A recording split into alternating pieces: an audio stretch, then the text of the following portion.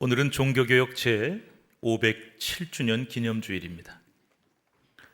1517년 10월 31일 로마 가톨릭의 사제며 수도사였고 신학교수였던 마틴 루터가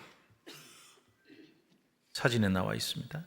독일의 작은 소도시인 비텐베르크 성 부속교회 북쪽 출입문에다가 이 문짝에다가 라틴어로 된 우리가 95개 조항이라고 그렇게 알고 있는데 95개조 논제라는 것을 게시하게 됩니다. 당시 교황인 레오 10세가 로마에 어마어마하게 큰 성 베드로 성당이라는 것을 짓게 되는데 돈이 없어요.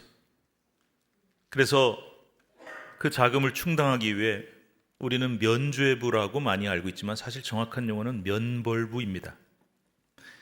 요걸 사면 연옥에가 있는 부모 조상이 천국으로 점프할 수 있다.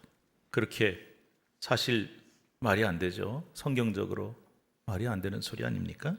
그래서 그것을 이게 성경적이지 않다 하고 비판하는 95개 조항, 이 항의문입니다. 이거 아니다 하고 항의하는 그런 항의문을 쓰면서 종교개혁이 시작이 되었던 것입니다. 루터의 아버지인 한스 루터는 가난한 광부로 살다가 광산업을 하면서 크게 성공을 하게 되는데요. 자기가 가난해서 공부를 못했던 한이 있으니까 아마 그걸 풀기 위해서인지 아들을 법률가로 만드는 것이 꿈이었습니다.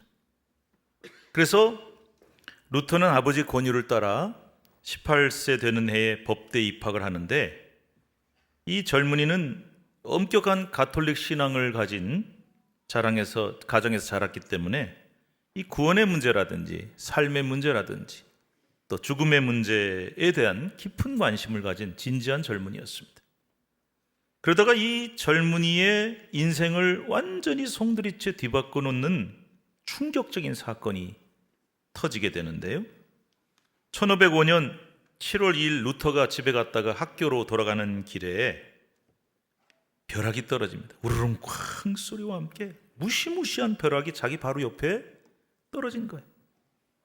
얼마나 무서웠겠습니까? 얼마나 두려웠겠습니까? 그래서 그 순간에 루터가 엄청난 죽음의 공포를 느끼면서 땅이 엎드려지면서 누구를 불렀는가 하면은 하나님 불렀으면 괜찮은데 성 안나요. 이게 이제 광부들의 수호 성인이라 그래요. 아버지가 광부였으니까.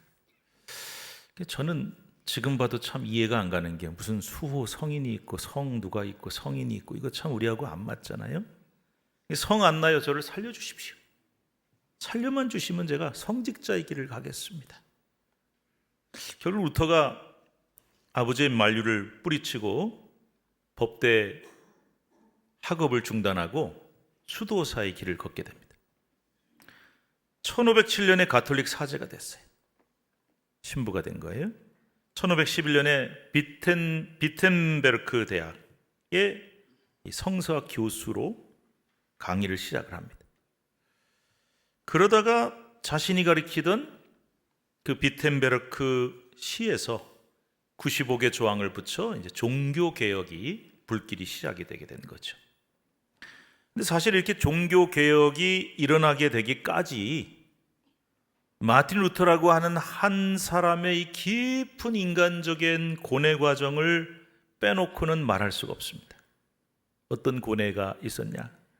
앞서 말씀드린 대로 루터는 이미 젊었을 때부터 죽음의 문제, 구원 문제 이런 것에 대해서 굉장히 고민이 많았다 그랬어요. 그러다가 이제 법률가의 꿈을 품고 법대에 다니던 중에 이 벼락을 만나는 충격적인 사건 앞에 죽음의 문제, 구원의 문제에 대해서 더 고민이 깊어지게 됐고 그래서 삶이 한순간에 바뀌었다.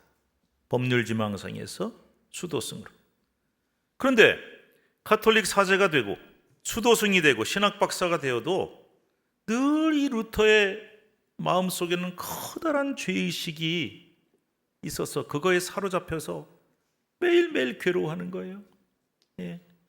신부고 수도승이고 신학 박사인데 얼마나 죄의식이 자기를 매일 짓누르는지. 특별히 이제 사제이기 때문에 독신으로 살아야 되잖아요. 지금도 마찬가지 신부들. 그래서 그 마음속에 일어나는 본능적인 욕구를 이기지 못해서 괴로워합니다. 사실 본능적인 욕구 자체가 죄는 아닌데도 나는 이렇게 더러운 생각을 하는 죄인이다 생각하니까 견딜 수가 없는 거예요. 너무 괴로워.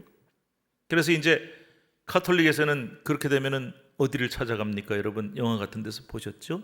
고해성사라고 하는 게 있어요. 딱 문 열고 들어갑니다. 저차 나는 이런 음욕을 품고 나는 이런 더러운 마음을 품고. 그랬더니 사제가 이렇게 얘기합니다. 내 죄가 사함을 받았노라. 여러분 이게 말이 됩니까? 사제가 어떻게 죄를 사해줘요? 그런데 고해성사에서 죄사함을 받았다 그랬는데도 이 마음속에 죄의식과 두려움이 사라지지 않아요. 너무 고해성사를 자주 가니까 사제가 너무 귀찮은 거예요. 그래서 야, 너 죄사함 받았다는데 왜 자꾸 그렇게 찾아오냐? 이렇게 야단을 맞을 정도로 늘 이 마음이 무거운 사람. 이런 루터가 이 고뇌가 가장 최고조에 오른 사건이 하나 있었는데요. 로마에 가면 거룩한 계단이라고 불리는 계단이 있다고 해요. 근데 이게 뭐냐면은 예수님이 이제 예루살렘에서 빌라도 총독에게 재판을 받기 위해서 올라갔다라고 전해지는 돌계단을 뜯어가지고 통째로 이제 예루살렘에서 로마로 옮겨 놓은 겁니다. 1511년 1월 루터가 자신의 죄의식을 해결하기 위해서 내가 고행을 좀 해야겠다 이렇게 생각한 거예요. 고행을. 그래서 다짐을 하고 이 돌계단을 무릎으로 기어 올라갑니다. 사진 보세요. 지금도 이 계단이 있어요. 거룩한 계단. 근데 지금 사람들이 막 많죠? 뭐 하고 있는 것 같습니까? 뭐 하고 있는 것 같아요? 무릎으로 기어 올라가고 있어요. 여러분 이런 짓 하지 마세요. 무릎으로 기어 올라간다고 죄가 사해집니까? 이게 이제 참 저도 이해가 안 가는 것 중에 뭐가 있냐면요. 율법을 잘 지켜야 돼. 선행을 많이 쌓아야 돼. 공덕을 쌓아야 돼. 근데 그 중에 하나가 뭐냐면은 예수님의 고난을 생각하면서 나도 고난을 받아야 돼. 그래서 막 무릎으로 까지도록 막 기어 올라가고, 제가 필리핀의 해외 토픽을 보니까 막 사순절에 채찍으로 자기 몸을 때려서 피를 내고 이럽니다. 그러면 죄가 사해집니까? 죄의식이 사라집니까? 왜 무릎 아프게 돌계단을 기어오르는 거예요? 예수님의 고난을 나도 겪으면서 내 죄의식을 해결받고 죄를 사함받기 위한 행동. 이거는 안 돼요. 있을 수 없는 일이에요. 근데 루터가 그랬단 말이에요. 근데 루터가 마지막 계단을 올라섰을 때 불현듯 성경 말씀 하나가 탁 떠오르는 겁니다. 그 유명한 로마서 1장 17절 말씀. 같이 읽을까요? 오직 의인은 믿음으로 말미암아 살리라. 오직 의인은 뭘로요? 믿음으로 말미암아 살리라. 사제인데, 성서학 교수인데 얼마나 성경 많이 읽었겠어요. 근데 그 말씀이 탁 떠오르는 거예요. 그래서 갑자기 계단을 무릎으로 기어오르다가 벌떡 일어나서 계단을 걸어 내려와요. 그리고 위대한 종교개혁의 첫걸음을 내딛기 시작합니다. 왜일까? 그 순간 이 루터의 답답했던 마음이 확 뚫린 거예요. 이 말씀을 통해 놀라운 해답을 얻고 깨달음을 얻게 된 거죠. 우리가 구원을 받고 의롭다 하심을 얻는 것이 인간의 공로가 아니에요. 오직 믿음이라는 것입니다. 율법도 아니고 인간의 공로도 아닌 오직 하나님의 은혜로 우리가 의롭다 하심을 얻고 구원을 받는다는 겁니다. 그래서 비로소 이 말씀을 깨닫는 순간에 그의 영혼이 자유를 얻습니다.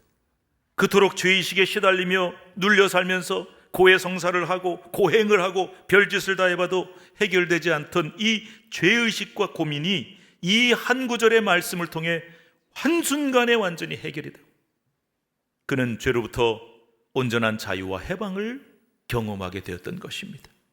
그래서 이 놀라운 경험이 루터로 하여금 종교개혁을 일으키게 만든 것입니다. 철수라는 아이가 있었습니다. 부잣집 도련님이었어요. 철수네 집은 아주 부유하고 집에서 일하는 종들도 많았습니다. 커다란 철수네 집 저택 뒷뜰에는 꽤 큰 연못이 하나 있었고, 그 연못에는 어미 오리와 새끼 오리 6마리가 살았습니다. 철수 아빠가 몹시도 아끼는 오리였습니다. 어느 날 철수가 조그만 돌을 연못에다가 퐁당 던지고 놀고 있습니다. 그런데 곁에 서 있던 몸종이 이렇게 얘기하는 거예요. 도련님, 제 생각엔 말이죠, 도련님이 연못에 있는 저 오리 새끼를 돌로 맞출 수 없을 것 같은데요. 철수가 뭐? 내가 저까지 새끼 오리도 못 맞춘단 말이야? 나 맞출 수 있어. 그렇지만 새끼 오리가 다치면 안 되니까. 아빠가 아끼는 오리인데 안 되니까 내가 안 맞추는 것뿐이야. 그랬더니 종이 약을 올려요. 에이, 말로만 한번 맞춰보세요. 은근히 자존심이 상한 철수는 큼직한 돌을 하나 집어서 오리 새끼를 향해 힘차게 던졌습니다. 그런데 이게 웬일입니까? 그 돌이 싱 하고 날아가더니 진짜 오리 새끼 하나에 맞아서 그 새끼 오리는 힘없이 죽고 맙니다. 큰일 났죠. 아빠가 그토록 아끼시는 오리 새끼를 죽였으니 아빠가 하시면 얼마나 큰 불호령이 떨어지겠습니까? 그래서 철수는 이 중대 사건을 아빠에게 알리지 않고 숨기기로 작정을 했어요. 그런데 문제는 그 종놈이 문제예요. 이 종 녀석이 철수를 협박하기 시작합니다. 내 말 안 들으면 아빠한테 모든 거 다 일러 바치겠다. 이 협박을 하면서 철수를 막 마음대로 부려먹기 시작하는 거예요. 철수한테 막 일을 시켜요. 밥도 지어라, 물도 떠와라, 청소도 해라. 그냥 자기가 할 일을 갖다 시키는 거예요. 며칠 전만 해도 고귀한 도련님이었던 철수가 이제는 종놈의 종 꼴이 되고 만 겁니다. 아빠가 보니까 얘가 뭐가 고민이 있는 것 같아요. 자꾸 몸도 말라가고 왜 그런가 싶어서 얘야 무슨 일이 있냐 했더니 철수가 아무 일도 없어요. 그렇게 말할 수밖에 없죠. 그러다 어느 날 도저히 견디지 못하겠다 싶어서 이 철수가 아빠한테 사실을 알리고 용서를 빌기로 마음을 먹습니다. 그래서 찾아갑니다. 아빠, 사실은 내가 이러이러한 잘못을 저질렀어요. 근데 이게 웬일입니까? 엄청나게 화를 낼 줄 알았던 아빠가 조용히 미소를 머금으면서 이렇게 말하는 게 아니었겠습니까? 철수야, 사실은 아빠도 다 알고 있었단다. 그건 몰랐겠어요, 여러분. 새끼 오리 하나 어디 갔어? 몇 마리나 된다고. 다 알고 있어. 그런데 네가 스스로 아빠한테 와서 용서를 빌 때까지 내가 기다리고 있었던 거야. 자, 이제 철수는 용서를 받고 다시 고귀하신 도련님이 될 수 있습니다. 어제까지만 해도 나한테 막 일을 시키던 그 종에게, 의기양양하게 도련님을 부려먹던 그 종에게 철수는 이제 이제 네가 해. 너 가서 이거 하고 저거 해 하면서 이제 그 종은 꼼짝없이 도련님 명령을 따를 수밖에 없게 되었던 것이죠. 여러분, 철수 이야기가 무슨 얘기인 것 같습니까? 이게 단순한 동화가 아닌 거 다 아시죠?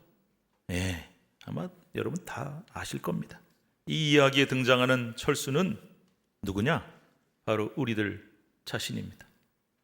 그러면 그 너그러운 철수 아빠 누구실까요?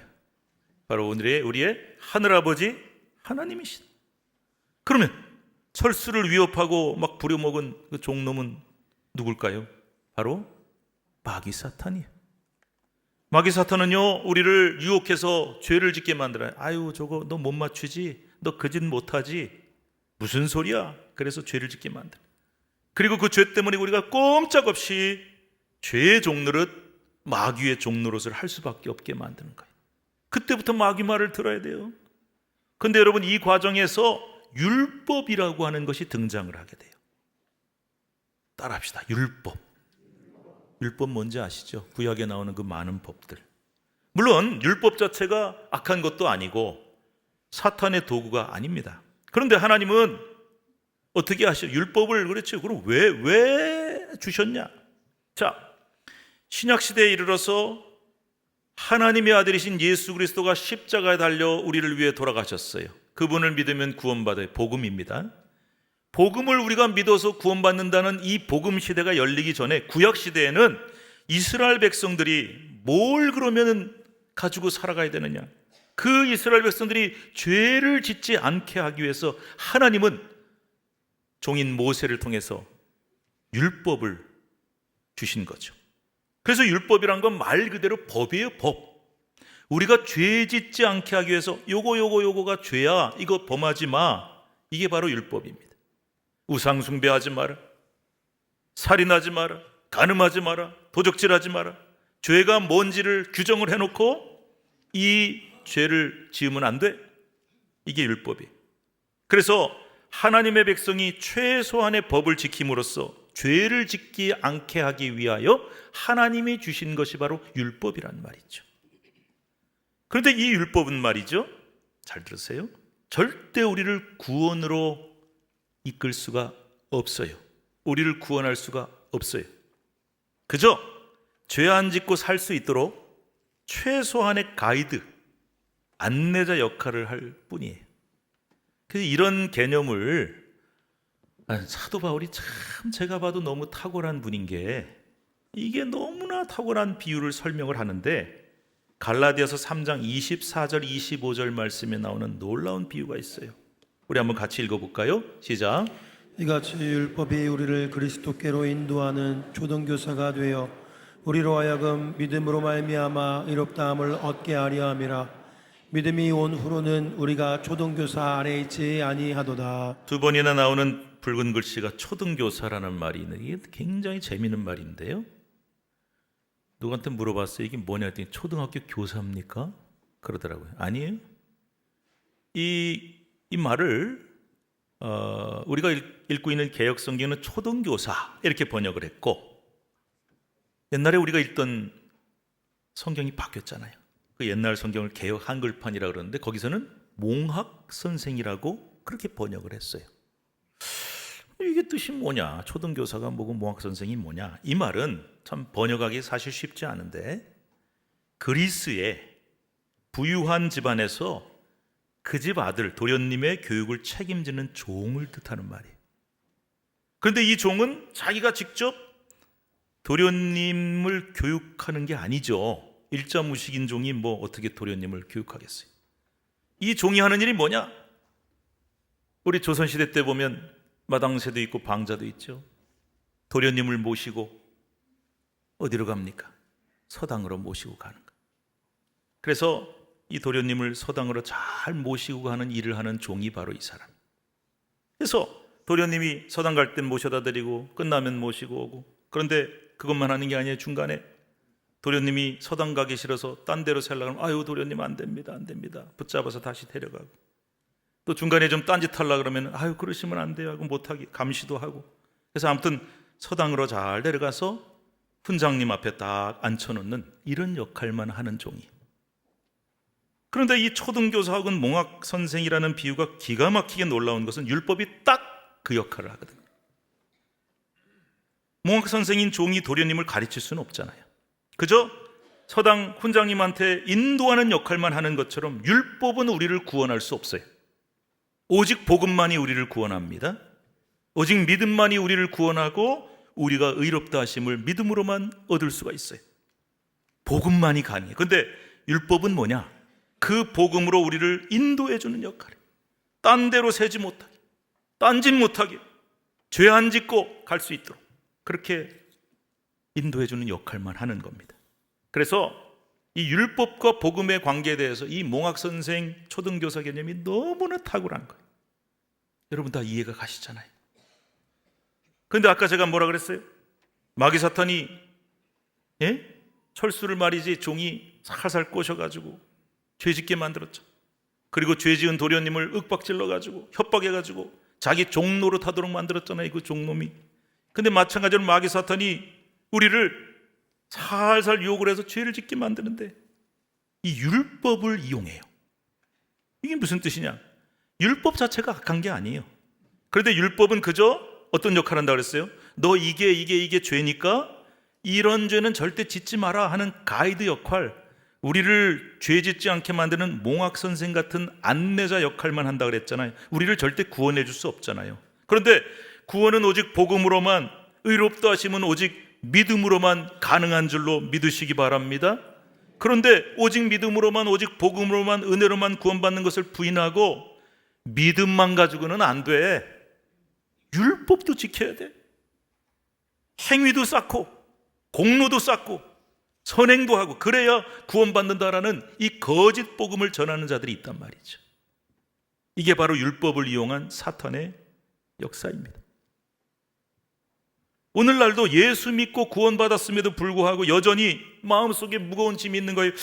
내가 뭔가 공로를 쌓아야 되는데, 착하게 살아야 구원받는데, 이런 잘못된 생각에 빠져 있는 분들이 계세요. 여러분, 이게 구분을 해야 돼요. 자, 교회 다니는 사람이 내가 예수 믿고 구원받았어. 그러면 선행도 하고 착하게도 살고 좋은 일도 해요. 왜? 구원받아서 감사해서 하는 거예요. 구원받은 사람답게 다 살기 위해서 하는 것뿐이에요. 그걸로 구원받는 거 아니에요. 근데 이걸 구분을 못하네. 그럼 어떻게 되면, 이렇게 되면 어떤 현상이 일어나냐? 젊은 날에 마틴 루터처럼 되는 거예요. 죽음의 공포에서 못 벗어나고 죄의식에서 못 벗어나서 맨날 눌려 사는 거예요. 분명 성경이 약속하셨잖아요. 너 믿음으로 구원받았어. 너 이미 영생 얻고 자유 받았어. 자유 얻었어. 이렇게 말씀하신데도 여전히 죄 때문에 안절부절 괴로워하면서 눌려 살게 되는 거예요. 철수처럼 아버지는 다 알고 있어요. 이놈이 무슨 짓을 했는지. 그리고 이미 다 용서하셨는데도 내가 저지른 죄 때문에 눌려 살면서 살이 바짝바짝 마르고 괴로워하고 그리고 고통당하고 사는 거예요. 분명히 믿음으로 구원받았는데도 여전히 율법에 매여 살면서 내가 율법을 다 지키지 못한다는 죄의식 속에 살아가게 되는 것입니다. 이게 과연 맞냐? 절대 아니라는 거예요.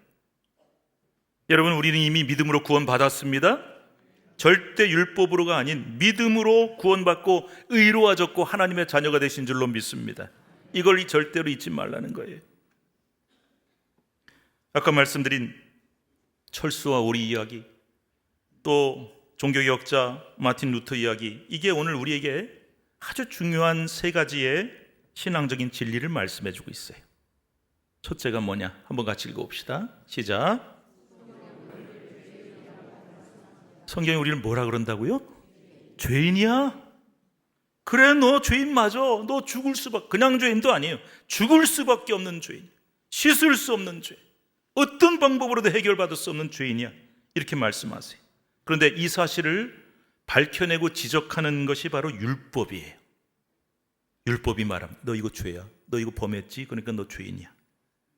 근데 율법은 죄를 지적하고 죄 짓지 말라고 경고하는 일까지는 하지만 결코 죄를 해결해 줄 수는 없습니다. 그래서 몽학선생이라 그랬죠. 그런데도 루터는 율법으로 자기 죄를 해결해 보려고 한 거예요. 율법을 지켜야지, 공로를 쌓아야지, 선행을 해야지, 무릎으로 돌계단을 기어오르는 고행을 겪으면서 말이죠. 근데 여러분, 그렇게 하니까 괴롭기만 괴롭지, 힘들기만 힘들지, 죄 문제가 절대 해결이 안 되는 겁니다.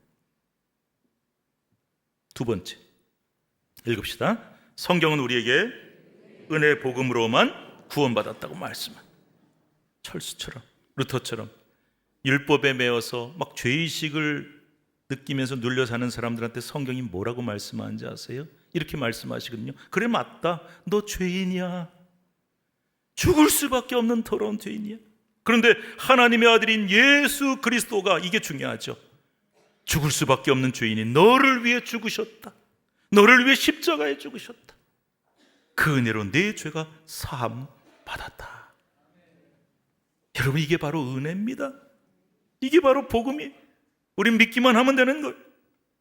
마틴 루터는 돌계단 꼭대기에서 무릎으로 기어오르다가 내가 이렇게 죄인인데, 그런데 자기가 그렇게 큰 죄인임에도 불구하고 용서받을 자격도 어떤 공로도 없음에도 불구하고 나를 용서하시고 구원하시는 하나님의 놀라운 은혜를 깨달은 겁니다.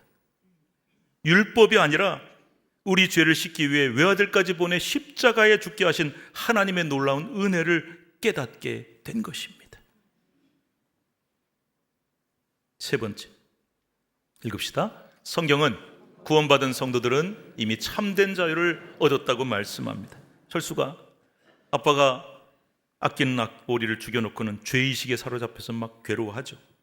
아빠한테 얘기도 못하고 어쩔 줄 몰라 안절부절 종한테 약속 잡혀서 그 종노릇하고 살죠. 이게 바로 오늘 구원받지 못한 자들의 모습이며 우리의 모습일 수도 있고 참된 진리를 깨닫기 전 마틴 루터의 모습입니다.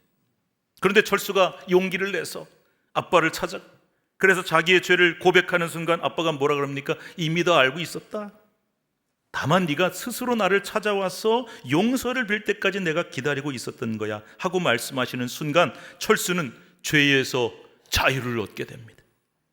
루터가 죄의식에 사로잡혀서 몸부림치면서 돌계단을 무릎으로 기어오를 때 아무리 고행을 하고 선행을 쌓아도 절대 해결 안 되던 문제가 오직 의인은 믿음으로 말미암아 살리라는 참된 복음을 깨닫는 순간 완전히 해결됐어요. 루터는 비로소 죄로부터 참된 자유를 얻게 되었던 것입니다. 그렇구나. 이미 하나님 아버지는 나를 용서하셨고 나는 참 자유를 얻은 몸인데 내가 그걸 아직도 모르고 죄의 종로를 타고 나 혼자 괴로워하고 있었구나. 이걸 깨닫게 된 겁니다. 이제 이 사실을 기억하면서 오늘 본문 요한복음 8장 31절 32절 말씀 한번 같이 읽도록 하겠습니다. 시작. 그러므로 예수께서 자기를 믿은 유대인들에게 이르시되 너희가 내 말에 거하면 참으로 내 제자가 되고 진리를 알지니 진리가 너희를 자유롭게 하리라. 하리라. 예수님이요 자기를 따르던 유대인들한테 말씀하셨어요. 너희가 내 말에 거하면 너희가 내 제자가 될 수 있고 내 제자가 되면 너희가 진리를 알게 되고 진리가 너희를 자유하게 할 것이다. 그랬더니 이 말씀 들은 유대인들이 뭔 말인지 알아듣질 못해. 아니 예수님, 우리가 남의 종로로 탄 적도 없고 우리 자유인인데 왜 우리가 자유롭게 돼야 됩니까? 왜 우리가 해방돼야 됩니까? 그러자 주님이 말씀하세요. 34절부터 36절 말씀 시작. 예수께서 대답하시되 진실로 진실로 너에게 이르노니 죄를 범하는 자마다 죄의 종이라. 종은 영원히 집에 거하지 못하되 아들은 영원히 거하나니 그러므로 아들이 너희를 자유롭게 하면 너희가 참으로 자유로우리라. 죄를 범하는 자마다 죄의 종이 되는 거야. 그런데 주님이 놀라운 말씀을 하세요. 종하고 아들은 달라. 종은 그 집에 영원히 살 수 없지만 아들은 영원히 살 수 있다. 이렇게 말씀하세요. 이게 무슨 뜻이냐? 하나님 아버지께서 더 이상 우리를 종이라 하지 않으시고 아들이라고 하셨다는 거예요. 철수가 여러분 아빠한테 용서받은 이유가 뭘까요? 철수가 요놈 죄를 딱 자백하니까 아유 너 잘했어, 자백했으니까 잘했어, 그래서 용서하신 거 아니에요. 이미 용서했어요. 철수는 그 집 종이 아니기 때문에, 아들이기 때문에, 내 아들이기 때문에 아빠는 이미 용서하신 겁니다. 우리도 하나님의 종이 아니라 더욱이 죄의 종, 마귀 사탄의 종은 절대 아니고 우리는 하나님의 자녀인 줄로 믿습니다. 그래서 우리를 용서하신 거예요. 그러므로 우리는 믿음으로 이미 죄 용서받았고 죄 용서받음으로 참된 자유를 누리게 된 것이란 말입니다. 진리가 우리를 이미 자유롭게 해방시켜 주신 것입니다. 믿으시기 바랍니다. 그래서 우리는 더 이상 죄 때문에 괴로워할 필요가 없어요. 사탄의 사슬에 얽매여 죄의 종로를 할 필요가 없습니다. 내가 만일 철수처럼 루터처럼 자꾸 내가 괴롭고 죄 때문에 내가 종로를 하겠다 싶으면은 여러분 우리가 결단을 해야 돼요. 더 이상 고민하지 마시고 더 이상 괴로워하지 마시고 하나님 아버지를 찾으셔야 돼요. 그리고 하나님 앞에 우리의 죄를 사실대로 고하면 하나님은 반드시 용서하십니다. 우리가 그분의 자녀이기 때문에. 그래서 그분은 이미 우리 죄를 속속들이 다 알고 계시지만은 우리가 언제든지 스스로 하나님께 나아가 용서를 빌면 용서해 주시려고 이미 기다리고 계시는 거예요. 오기만 해라. 우리가 일단 내 자신이 죄로부터 해방된 자유인이고 하나님의 자녀임을 확신하게 되면요, 사탄도 죄도 세상의 그 무엇도 우리를 더 이상 지배할 수 없습니다. 우리를 자기 종 삼아서 마음대로 부려먹을 수가 없어요. 우리는 당당한 하나님의 아들이며 딸이고, 그래서 전지전능하신 하나님의 자녀를 그 누구도 지배할 수도 없고 해칠 수도 없습니다. 우리는 세상에서 가장 강하고 능력 있으신 하나님의 자녀이기 때문입니다. 사랑하는 성도 여러분, 우리는 죄인이, 하지만 이미 은혜로 말미암아 복음으로 말미암아 진리로 자유를 얻은 몸인 줄 믿으십시오. 종교개혁은 우리를 복음의 진리로 해방시킨 개혁이에요. 종교개혁이 507년 전에 뭐 그런 사건이 있었대, 아이고 뭐 무슨 혁명이 일어났나 혁신이 일어났나, 그게 아니에요. 하나님의 말씀의 진리, 성경의 진리가 왜곡되고 있었어요. 아까 제가 다 설명했잖아요. 내가 복음으로, 은혜로, 믿음으로 구원받은 그 백성들을 갖다 앉혀놓고 또 공로를 쌓아야 돼, 선행을 해야 돼, 뭐 면죄부를 사야 돼, 이 말이 안 되잖아요. 그래서 우리를 복음의 진리로 해방시킨 게 바로 종교개혁이. 로마 가톨릭과 교황이 공로주의와 율법주의로 계속 우리를 얽매고 속박할 때 마틴 루터와 종교개혁자들은 그야말로 용감하게 목숨을 걸고 진리와 자유를 외친 것입니다. 그 왜 목숨까지 걸어? 목숨 걸어야죠. 성경 진리를 지키기 위해서. 그렇습니다. 율법은 속박이고 복음은 자유입니다. 오늘 종교개혁주의를 맞아서 교리적인 설교를 할 수밖에 없었는데 최대한 제가 말씀을 좀 쉽게 풀려고 애를 썼습니다만, 여러분 기억하십시오. 성경이 말씀한 약속, 우리는 믿음으로 구원받았습니다. 하나님의 자녀입니다. 우리는 자유 얻었습니다. 그런데 자유와 방종이 뭐가 다른지 배우셨죠? 방종이 뭐냐? 내 마음대로 살 거야? 나 하고 싶은 거 다 하고 살 거야. 이게 방종. 자유는 뭐냐? 책임이 따른다. 그 책임은 뭡니까? 내가 믿음으로, 은혜로 구원받았고 자유 얻었는데 그 자유로 나는 주님께 매어 살 거야. 하나님께 속박된 사람이 될 거야. 이렇게 선택하신 거예요. 그리고 다른 이들을 섬기며 낮아지는 사람이 되어 살 거예요. 이렇게 결심해서 여러분이 그 자유를 가지고 놀라운 역사를 일으켜가는 것이죠. 우리 믿음의 선배들이 종교개혁주의를 일으켰다고 말씀드렸는데 그건 그냥 하나의 운동개혁이 아닙니다. 여러분 오늘 이따가 광고 시간에 말씀드릴 텐데 뭐 종교개혁주일 507주년 기념주일입니다 라고만 쓸 수 있는데 그 뒤에 오늘도 계속해서 우리는 개혁되어야 합니다. 우리의 신앙이, 우리 교회가, 한국교회가, 우리 가정이 개혁되어야 합니다. 새로워져야 합니다. 나는 자유인이 하나님의 은혜로 복음으로 구원받은 사람이야. 그런데 내 믿음은 지금 날마다 새로워지고 있는, 그리고 정말 복음의 진리를 위해서 생명을 걸고 그 믿음의 길을 지키기 위해 꿋꿋이 오늘도 그 길을 우리 선배들처럼 걸어가고 있는가? 이것을 돌아보는 소중한 날이 되어야 하는 것입니다. 저와 여러분이 바로 이러한 복음 안에 주시는 주님의 참된 자유를 누리시는 저와 여러분이 될 수 있기를 간절히 축원합니다. 하나님 아버지 감사합니다. 우리는 죄인인데, 죽을 수밖에 없는 죄인인데 우리를 그 은혜로 자녀 삼아 주시고 구원해 주시고 의롭다 하시니 감사합니다. 그리고 어떤 것에도 매이지 않는 참 자유를 우리에게 주셨습니다. 그런데 우리는 다시는 죄에 얽매여서 죄의 종노릇 해서는 안 되겠습니다. 또한 그 자유를 가지고 우리는 오직 주의 은혜에 매여 주의 뜻대로 살겠다고 고백한 사람들, 섬기며 살고 낮아지며 살겠다 고백한 자유인입니다. 오늘도 우리 믿음이 날마다 개혁되고 새로워지고 있는지, 정체되고 퇴보하고 있는지 돌아보게 하시고 우리 교회가, 한국교회가, 우리 가족이 그 믿음의 길을, 그 새로워지는 개혁의 길을 날마다 꿋꿋하게 걸어갈 수 있도록 우리를 도와주시옵소서. 예수님의 이름으로 감사하며 기도드리옵나이다. 아멘. 찬송 585장인데요 너무나 잘 아시는 내주는 강한 성이요. 마틴 루터가